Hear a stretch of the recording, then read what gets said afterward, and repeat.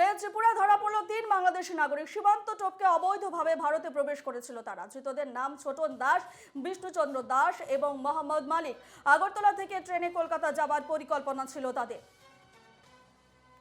বিস্তারিত জানবো, ফোন লাইনে রয়েছেন আমাদের প্রতিনিধি সুদীপ নাথ। সুদীপ, ত্রিপুরায় যে 3 জন বাংলাদেশি নাগরিক ধরা পড়েছে তাদের উদ্দেশ্য ছিল কলকাতা যাওয়া। ঠিক কি পরিকল্পনা ছিল তাদের, এ বিষয়ে পুলিশের তদন্তে কি তথ্য উঠে আসছে?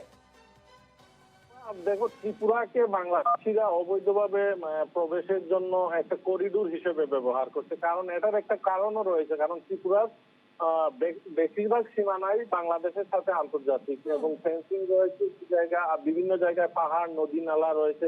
এই জায়গাগুলোতেই পাচারকারীরা এবং অবৈধ অনুপ্রবেশকারীরা ব্যবহার করছে। আর তাদেরকে সহায়তা করার জন্য ভারত এবং বাংলাদেশ দুপাশেই রয়েছে দালাল চক্র।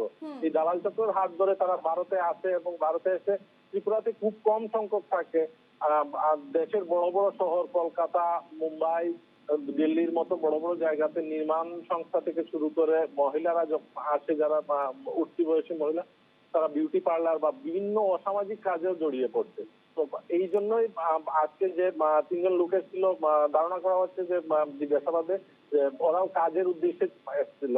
তো এদেরকে জিজ্ঞাসাবাদ চালিয়ে তাদেরকে বাংলাদেশ থেকে ত্রিপুরা রাজ্যে নিয়ে আসা পর্যন্ত যে দালাল কাজ করেছিল, এই 2 জন দালালকেও পুলিশ ধরতে সক্ষম হয়েছে। সুদীপ, যে 3 জন বাংলাদেশিকে ইতিমধ্যে আটক করা হয়েছে, তাদের কাছ থেকে তারা কতদিন ধরে এদেশে রয়েছেন এবং তাদের কাছ থেকে কি ধরনের নথিপত্র সংগ্রহ করা হচ্ছে? কারণ একটা বিষয় সামনে আসছে যে বাংলাদেশিরা ভারতে প্রবেশ করছে এবং ভুয়া আধার কার্ড বানিয়ে কিন্তু এদেশে থেকে যাচ্ছে।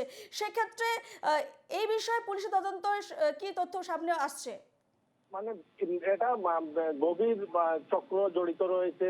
বাংলাদেশ থেকে যখন আসে ওরা বাংলাদেশ থেকেই ভারতের আধার কার্ডের জাল আধার কার্ড নিয়ে আসে।